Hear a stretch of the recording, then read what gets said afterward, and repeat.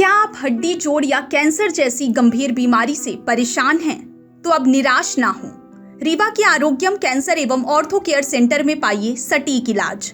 मिलिए हड्डी जोड़ रोग विशेषज्ञ डॉक्टर पुष्पेंद्र तिवारी और कैंसर रोग विशेषज्ञ गोल्ड मेडलिस्ट डॉक्टर आराधना त्रिपाठी से।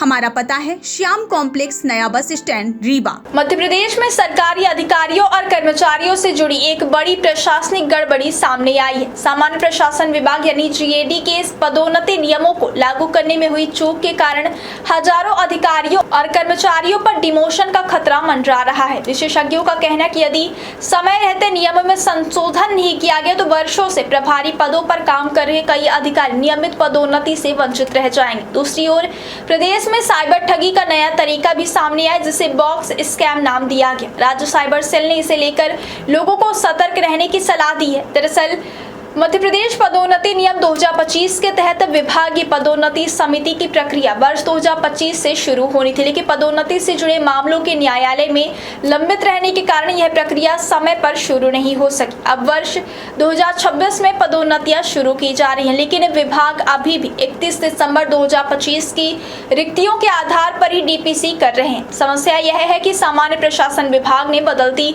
परिस्थितियों के मुताबिक पदोन्नति नियमों में कोई संशोधन जारी नहीं किया। इसके चलते वर्ष 2026 की रिक्तियों को लेकर स्पष्ट व्यवस्था नहीं बन पाई। नियमानुसार अगली नियमित डीपीसी वर्ष 2027 के लिए प्रस्तावित है। ऐसे में वर्ष 2026 की डीपीसी का अलग से प्रावधान नहीं बचता, जिससे हजारों अधिकारियों और कर्मचारियों के हित प्रभावित हो सकते हैं। जानकारों का कहना है कि प्रदेश में बड़ी संख्या में अधिकारी वर्षों से प्रभारी पदों पर काम कर रहे हैं। यदि वर्ष 2026 की रिक्तियों पर विचार नहीं किया गया तो उन्हें नियमित पदोन्नति नहीं मिल पाएगी।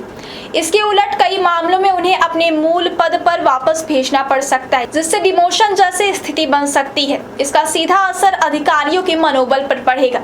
कई कर्मचारी लंबे समय से उच्च जिम्मेदारियां निभा रहे हैं, लेकिन नियमों में तकनीकी खामी के कारण उनके भविष्य पर अनिश्चितता छा गई है। प्रशासनिक मामलों के जानकारों का मानना है कि सामान्य प्रशासन विभाग को पदोन्नति प्रक्रिया शुरू करने से पहले नियम 2025 में संशोधन करना चाहिए था।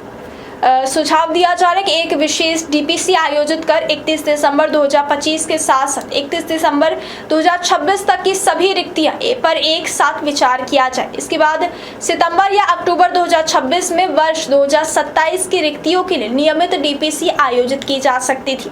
इससे पदोन्नति प्रक्रिया भी व्यवस्थित रहती और कर्मचारियों को नुकसान नहीं उठाना पड़ता। अब उम्मीद जताई जा रही है कि सरकार रिव्यू डीपीसी पुनर्परीक्षण विभागीय पदोन्नति समिति के माध्यम से इस तकनीकी समस्या का समाधान निकाल सकती है, जिससे प्रभावित अधिकारियों और कर्मचारियों को राहत मिल सके। इस पूरे मामले में एक और दिलचस्प स्थिति सामने आई है। यदि पुरानी रिक्तियों के आधार पर पदोन्नति होती है तो कुछ ऐसे अधिकारी जो अब सेवानिवृत्त हो चुके हैं उन्हें भी नियमों के मुताबिक पदोन्नति का लाभ मिल सकता है। वहीं वर्तमान में प्रभारी पदों पर कार्यरत अधिकारी इससे वंचित रह सकते हैं। यही कारण है कि कर्मचारी संगठनों और प्रशासनिक विशेषज्ञों ने नियमों में तत्काल संशोधनों की मांग की है। इधर मध्य प्रदेश राज्य साइबर सेल ने साइबर अपराध का एक नया तरीका सामने आने पर लोगों को सतर्क किया है। इस नए फ्रॉड को बॉक्स स्कैम का नाम दिया गया। साइबर अपराधी पहले सोशल मीडिया और अन्य ऑनलाइन प्लेटफॉर्म के जरिए यह जानकारी जुटाते कि कोई व्यक्ति किस कंपनी या संस्था में कार्यरत है, उसका वरिष्ठ अधिकारी कौन है। इसके बाद आरोपी उस अधिकारी के नाम और फोटो का इस्तेमाल कर फर्जी व्हाट्सएप नंबर बनाते हैं।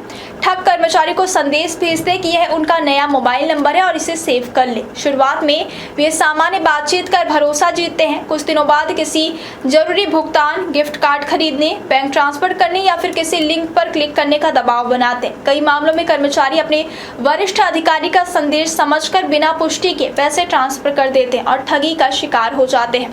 राज्य साइबर सेल ने लोगों से अपील की है कि किसी भी वरिष्ठ अधिकारी के नाम पर पैसे मांगने या भुगतान करने का संदेश मिलने से पहले संबंधित व्यक्ति से सीधे फोन पर पुष्टि करें। किसी अनजान लिंक पर क्लिक ना करें और केवल व्हाट्सएप संदेश के आधार पर वित्तीय लेन देन करें। यदि किसी व्यक्ति के साथ इस तरह की साइबर ठगी होती है तो तुरंत राष्ट्रीय साइबर हेल्पलाइन 1930 पर शिकायत दर्ज कराएं या फिर साइबर क्राइम पोर्टल पर रिपोर्ट करें।